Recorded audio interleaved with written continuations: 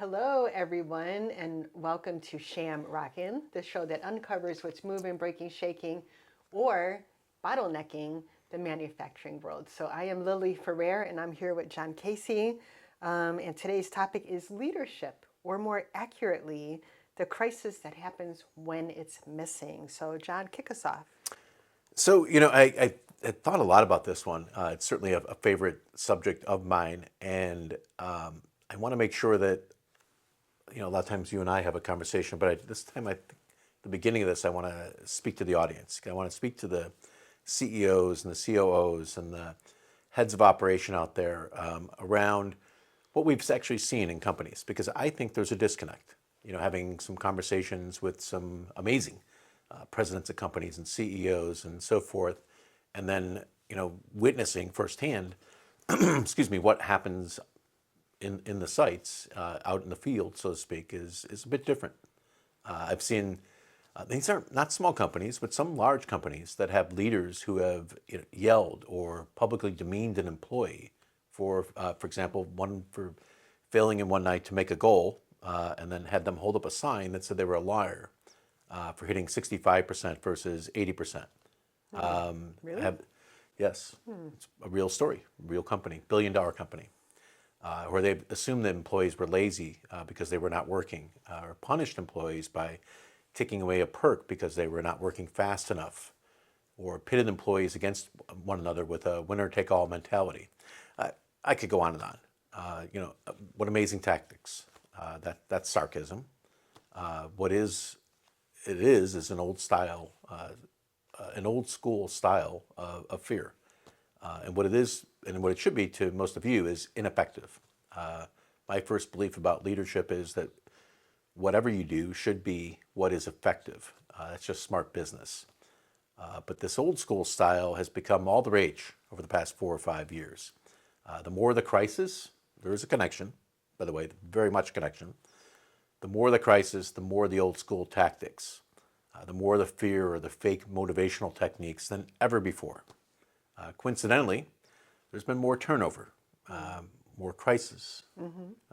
Crisis being safety, quality, customer service issues, and less organic productivity. There's absolutely a connection there. I run into this multiple times a week, and over 100 times a year. And that's just my small sphere. I could sit here and give you 100 examples. What I do want to make sure that folks understand through some conversations I've had recently is it's not an issue or a tactic limited to one generation, one educational level, one amount of experience, or other specific demographic. See, the common thread is that they're all human beings, because that's why we call it human behavior. The things that we focus on day to day are things that are human behavior. These examples are, simply put, are poorly trained leaders and bad examples that, more importantly, are being passed along from one leader to the next and to the next. So important. A good friend recently sent me an article published in a top scholastic, I don't have their permission, publication, so I don't know if I should mention it, but it was Be Like a Firefighter. And it was actually a decent article. He, of course, wanted to know if the info supplied was mine. Many moons ago, it wasn't. I was a firefighter and a fire officer. The article listed some of the ways that working as a firefighter operates in good interest, so to speak. That it was a good way of leading, which it was. There were some great examples in there. Somebody can dig it up and recommend you read it. The point being, though, that being like a firefighter requires intense training, then followed by experience and advice from more seasoned pros. In short, what I'm saying is you're not going to read an article and end up being like a firefighter any more than you're going to read an article and end up being like a leader. Okay, good advice. What do you think was missing from that article? What would be helpful to know? The training. The training and then the system. The lack of investment is what I see in real training is just astounding. If your plant's running with undertrained and overwhelmed supervisors and managers, you're not just risking morale, you're risking everything. You're risking productivity, you're risking it's a bad investment. You're just not covering the basics. Okay, so in far too many companies, people are assumed to be ready or able to lead, right? It's kind of a pet peeve of mine. I read somewhere, I'm jumping ahead a little bit, but I read somewhere It's good. that going from a worker or independent contributor to a leader or a manager isn't just a job change, it's a career change. And it's a mindset change and a lifestyle change. Yeah, and we can talk a little bit about that. And I think it's a misperception. That's one example of someone takes someone who's been there for 5 years and they've excelled it as an employee, so let's make them a supervisor of employees without ever teaching them Yes, how to be a supervisor of exactly. employees. I run into that, again, literally weekly. We do mentoring work for plant managers, for example, with our business and other employees, HR managers, et cetera. We do mentoring work for folks who are newer or brand new to that role, because it's very overwhelming. And now they're dealing with not just your people, again, if your people are your biggest asset, they're dealing with your profit. And what happens is folks then are being, those supervisors that we're talking about are being held to accountable to hold others accountable, and they don't know how.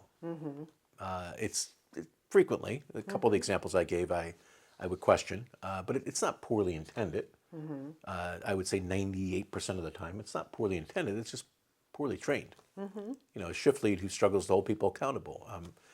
The supervisor knows it, and the people under that supervisor know it, and that just that creates a level of discomfort that's hard to imagine even. A supervisor who tracks KPIs like a hawk, but has zero clue how to actually coach folks. That's overwhelming. Coaching is not telling someone what to do or how to do it. And I think that's a misnomer that a lot of folks have about coaching.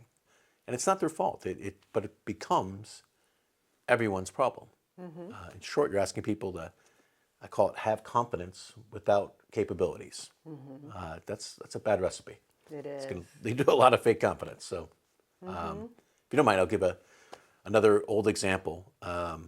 Many, many moons ago, I went where I came up with that thought process was I went to, I got hired as a firefighter. Before I went to the fire academy, I had 2 days where I had to show up to work. And they were two of the most intimidating days of my life because I had no training as a firefighter. And I was expected to be a firefighter. Wow. My peers didn't like me at all. It was a rough 2 days. I felt scared, as a man, young man. I felt very intimidated. Went to the academy. I came back. I felt like I could conquer the world. Okay. So it gives you that confidence and the actual capabilities. Okay, those are great examples. I didn't know some of that about you, about your firefighting days, and thanks for being really vulnerable with everybody about how you felt going into that and how the training supported really the next step that you were able to take. So what's the fallout of untrained leaders that you see? When leadership gaps exist, you pay for it everywhere. Morale is certainly going to nosedive. And again, a non-engaged employee is going to be a less productive employee. Fact of the matter, there's no ifs, ands, or buts about it. It's 100% of the time. And go faster, again, like I mentioned, isn't coaching. It's the fast track to burnout. The same as another style of leadership is, come to me if you have any problems. If they knew what the problems were, they probably wouldn't come to you anyway, right? So it's knowing how to go out and engage people and work with people. And it's not hard to teach. It doesn't take long. It's just something they need to be taught. And communication breaks down. Mixed messages from management, that's how you get production errors and safety issues and finger pointing disasters. And that's what happens when people aren't getting feedback. Turnover can explode. We talked about that in a previous episode. We did. People don't quit companies. They quit bad bosses, plain and simple. So, toxic supervisor on your floor, think about how fast they can wreck your floor. Weeks. Now you have 2 bad supervisors. Good luck. You're going to have a really rough business. And you're not going to necessarily be able to push it back to the people on the floor aren't going to come to you and go, hey, my supervisor is not very good. They're just going to put up with it or leave, like I said. So you run into accountability issues. Some leaders micromanage everything. Actually, like I mentioned earlier, kind of my prologue in the beginning, a lot of them today seem to overmanage things. And that kills confidence, and it makes people uncomfortable and not feel safe. So safety and quality, are certainly going to suffer when you have bad errors or bad leaders, and then you're going to that leads to errors, and you're going to end up having issues and opportunities. So Sounds dire. So why does it happen so often? well, it might sound like a broken record, but business moves fast. And with that, I think when there's a vacancy, for example, the company moves to hire someone very quickly, and without plan. They don't necessarily have a plan for how they hire folks. That's one of the I've gone and interviewed companies, and some of my clients use us for that to help them learn how to have a hiring process, how to have a plan. Training. I think sometimes people say we'll get to it later, and the thing is, later never comes. Technical skills, still very, very common today, gets rewarded. People skills get ignored. And it's happening more and more now than you would ever realize. That if there's a baking, somebody has to have a bakery experience, or they have to have a certain type of experience, but then we don't connect that to the business plan. And the business says, well, we're trying to push leadership in our business. And yet no one's interviewing folks For leadership. Or they don't know how. They don't know what questions do you ask to determine whether someone's a good leader or not. They don't know. Yet another topic for a completely separate It is podcast. absolutely Yes. probably another topic. Yes. Okay. So what does good leadership training look like? Hopefully, as I was in training for many years, hopefully and I don't think you will, hopefully you're not going to tell me a lot of classroom hours or online training. What should be different? No, and again, training without a purpose is a waste of time. And I would say that about 90% of the training that we see out there in leadership and in culture, they're training without a purpose, not connecting it to anything else. And that I call that training without a purpose, and that's not going to get you anywhere. So the very first thing you need to do and want to do is to assess what you have. So don't assume you're just like XYZ company down the street just because you make the same product. Assess what you actually have in your organization, what's working, also important, and what the opportunities are. And that's where companies, that's where they fail. Let me tell you, there's a couple other things. I think the companies that retain talent, what they're doing, they're focused on, real people management training. So how to give feedback, how to de-escalate conflict, how to coach, not without barking orders. How do you actually coach someone?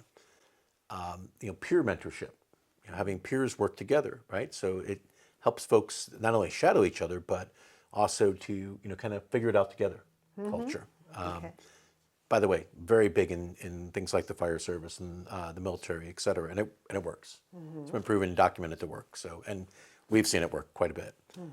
Ongoing development, very important. Leadership is not something that's you learn, to your point, in a 1 hour PowerPoint. It's continuous and it's coached. It's as a leader, I continue to learn. I try every day. I would love to say I learn every day. I try to learn every day. I certainly learn every week.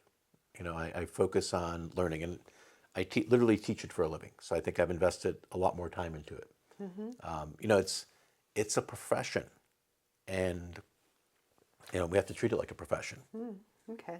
So I love that you started your answer with assess the people in terms of what they need. Training is really, and shouldn't be, one stop, one shop fits all, one and done type of thing, right?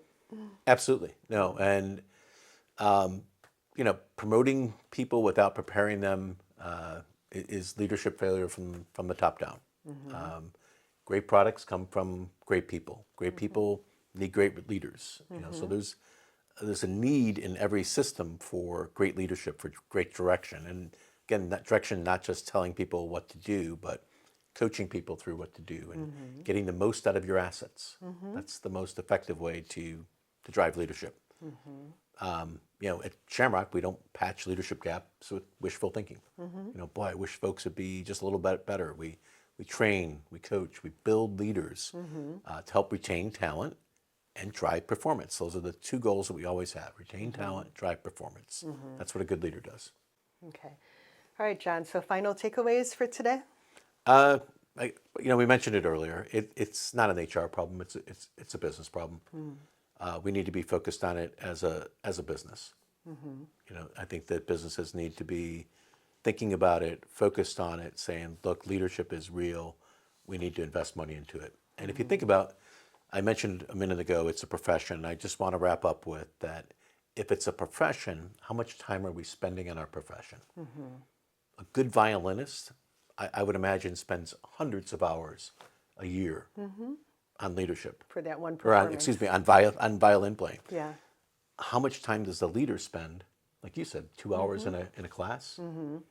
That's kind of sad. If you've only read a book in the last year, that was your leadership. That's kind of sad. If it's your profession, you should be spending hours every single day dedicated to being a better leader. That's what anyone in the profession does. So true. Well, thanks, John. Thanks for all that insight. And thank you, listeners and viewers, for tuning in to SHAM-ROCKIN. How do you know that your leaders have the capabilities they need? And you can improve what you measure. That's where you have to start with that word assessment, I think. Got a leadership horror story, a leadership success worth celebrating. We want to hear about it. Until then, subscribe, share, and leave a comment if this episode hits home. Until next time.